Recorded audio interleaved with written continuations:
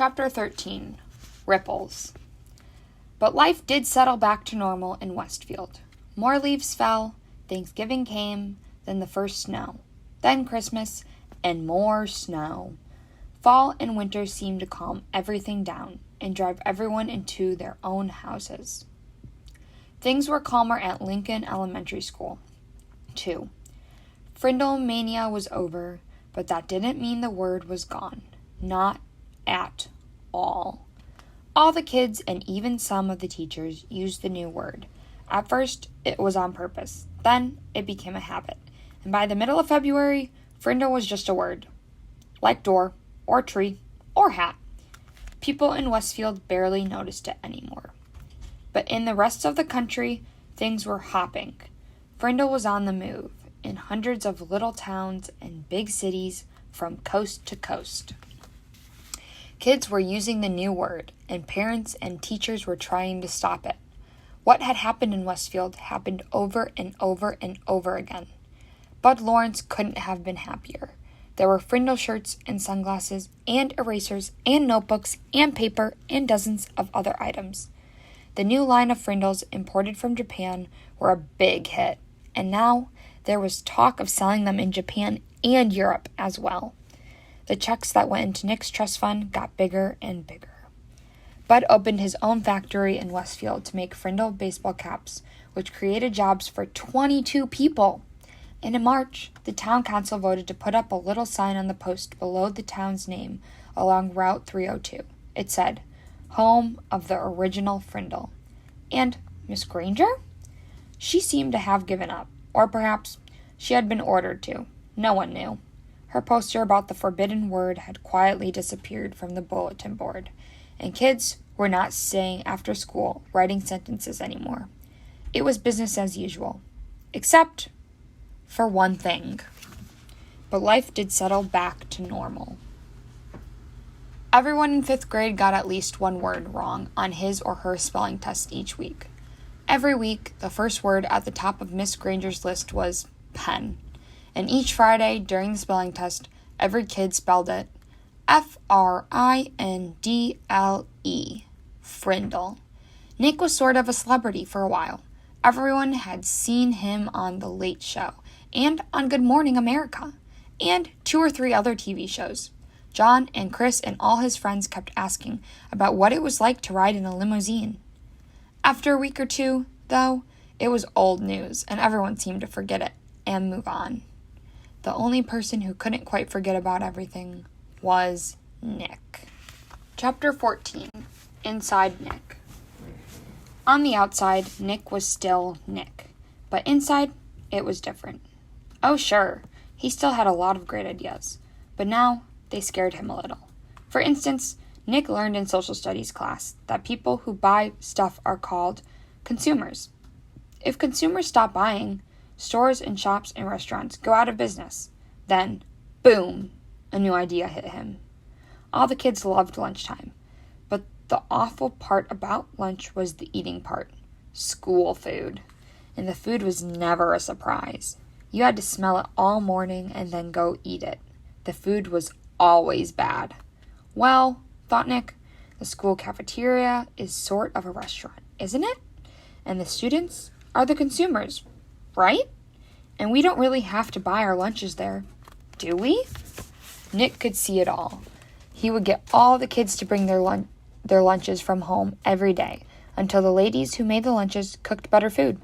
He was sure those women didn't cook food like that for their own families. The kids were the consumers, with $1.35 in their pockets, and until the food was better, that's where their money would stay. Great idea! Nick was sure it would work, and he got all excited about it. But then, Nick remembered what had happened with Frindle. It stopped him cold. He was sure that if all the kids stopped buying lunch, sooner or later, someone would figure out that it was all Nick Allen's idea. He would get in trouble. People would write about it in the newspaper. The principal would call his parents. Anything could happen. So, for the first time in his life, Nick kept a good idea to himself. He never even told John or Chris, and that changed Nick. His mom was the first to notice. "Are things okay at school, honey?" she asked one day in early March. He had seemed kind of down, a little sad. It worried her. "Sure," said Nick. "Everything's fine." "Everything's okay with your friends? They haven't been hanging around here very much." "Mom, honest, everything's fine. It's winter. Everyone's really busy with hockey and basketball. That's all." And Nick went to his room and shut the door. Miss Granger noticed the change, too. The clever little rascal who had looked her in the eye and said, "But I really didn't have a Frindle with me."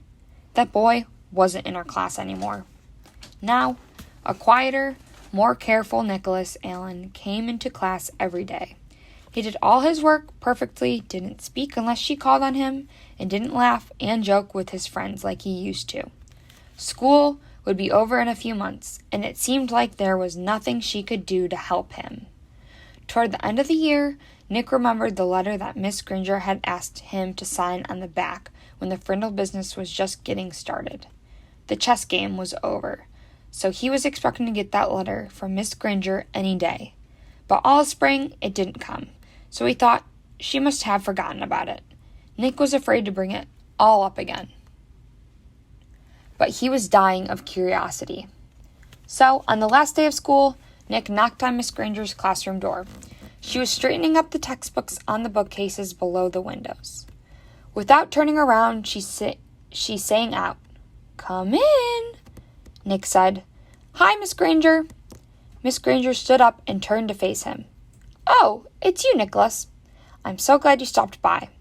I've been meaning to talk to you, and this will save me having to send you a letter this summer." Nick gulped and said, "That's what I came for, the letter." Miss Granger looked puzzled for half a second. And then she said, "Oh, that letter!"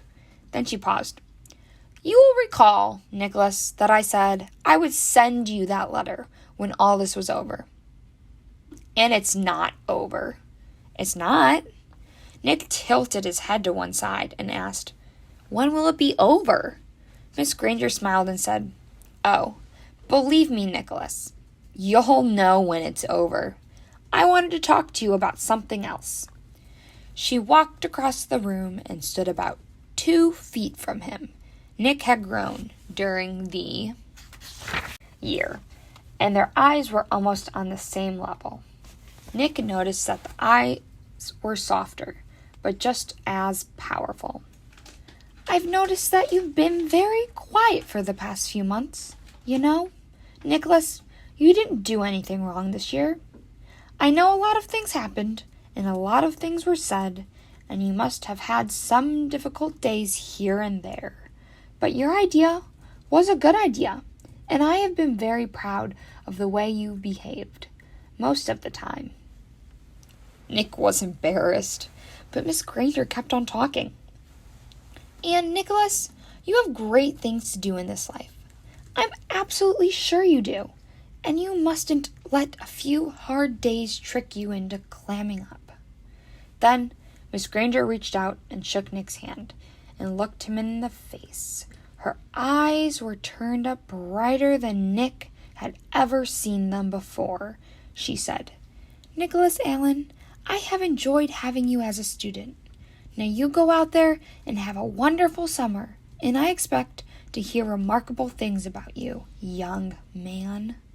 Miss Granger watched Nick start to leave, but before he got to the door, he turned and said, "Thanks, Miss Granger. You have a great summer, too." Then he grinned and said, "And don't forget to buy some new Frindles for next year." Thanks to this little talk with Miss Granger, along with a healthy dose of summer vacation, Nick made a full recovery. He was proud that he had made up a new word, and he enjoyed thinking about all the commotion it had stirred up. That one little word had made 5th grade a year to remember.